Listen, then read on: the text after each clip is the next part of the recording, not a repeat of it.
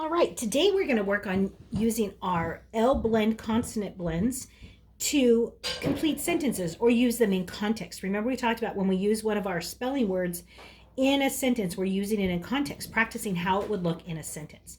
So in this activity, we're going to say the words that are underneath each sentence, and then we're going to read the sentence and choose which is the best choice, and we're going to circle it. That's the part we're going to do together. Do you have your name at the top? All right, let's start with number 1. And you're going to sound these out with me because maybe we don't know them, and I'm going to show you how you can start being a reader if you're not already a reader.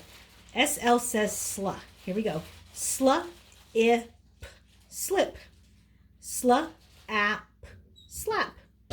She will slip or she will slap. Now, both of those sentences sound correct, but look at the picture. She's on ice. Are you slapping somebody when you're on ice, or are you actually just slipping? Okay, so we're going to circle that one. Even though they both sound correct, only one of them matches the pictures. She will slip. Next, CL says cla, BL says blah. Let's try these. Cla, am, clam. Blah, ought, blot. Can you tell now why we've been practicing your vowel sounds and why they've been so important? All right, let's read the sentence. This is our picture. Do you know what that is? This is a clam, or this is a blot. What is that a picture of? Okay, go ahead and circle it then. It is a clam.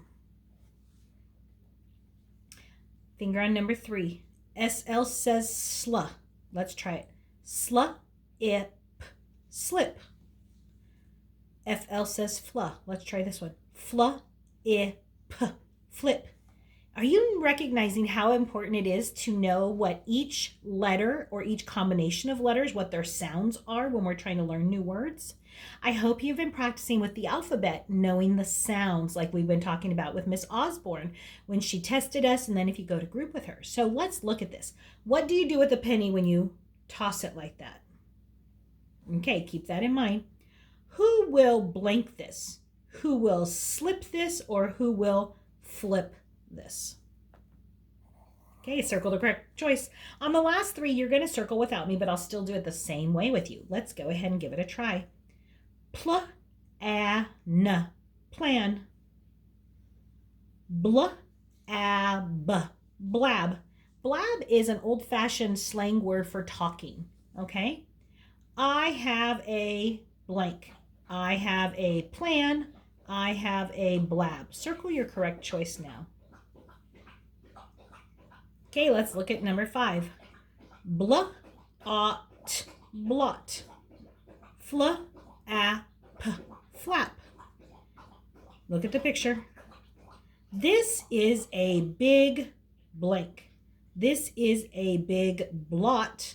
This is a big flap. Flap would be something that folds over something else, so we know it's not that one. Circle your correct choice. Okay, do you see this boy here? He has a smile on his face. He has a bat in his hands. Let's practice these words. Remember, I may not know them either, but we're going to all use our sounding out skills on this. Cla, a, p, clap.